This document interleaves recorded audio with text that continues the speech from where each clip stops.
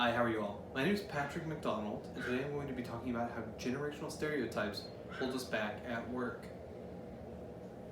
I'll be talking a bit about a TED Talk from Chip Conley, who was an entrepreneur, and he was a hotelier for years and years, but then was eventually hired in sort of near the end of his career by Airbnb to run a section of the company that he had never really dealt with before. All of a sudden he was swept up in this new digital age where prior he could tell you all about how long it would take to clean individual rooms or how many people a certain hotel could hold.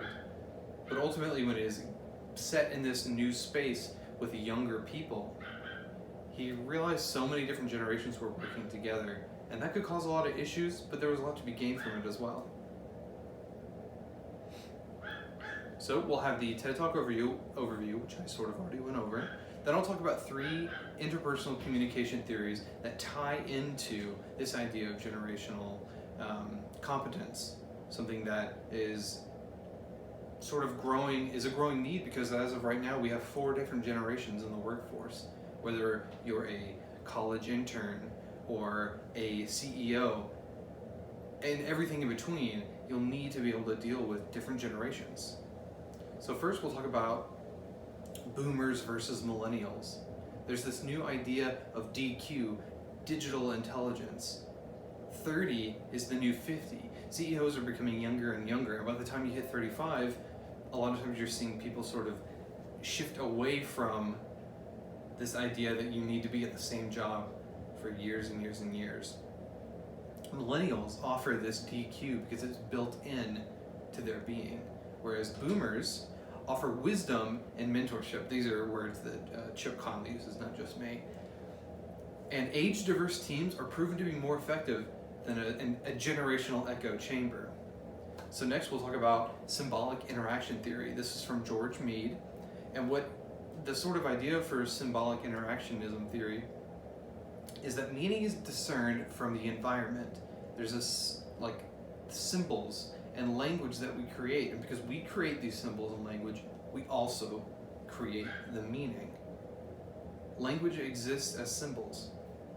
Next we have the standpoint theory from George Heigl, and everyone is seated different in a social hierarchy. Now when you think about that, you might think of the lowly intern versus the CEO, but further than that, it's where they see themselves in just their social stratospheres, whether it's at work or at home. So each individual sees every situation from a different standpoint, and what the standpoint theory suggests is that because everyone sees it differently, you have to be open to the ideas that not everyone will see it the same way as you. And furthermore, those that are further down on the sort of hierarchical ladder, they're actually seen as more objective in the way that they look at the world. They have a clearer picture of the truth versus a more subjective sort of look from the top of the ladder.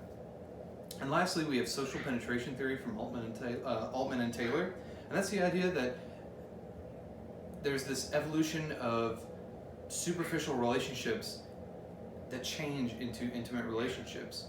And when you talk about intergenerational, that is something that doesn't always come naturally because you can't always relate to them.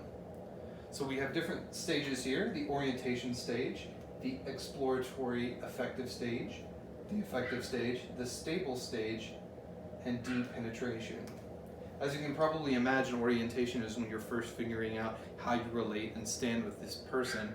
The exploratory affective stage and the affective stage are just 2 sides of the same coin. When you're first starting to feel like you have that connection with the person, and then when you actually feel like you're understanding them and their point of view. Finally, you have the stable stage, where you feel like you've come to an understanding, and deep penetration, where you're now in a more intimate relationship. And finally, how can you better work with those outside your own generation? Because like we stated, those intergenerational teams are ultimately more effective than individual teams. Thank you.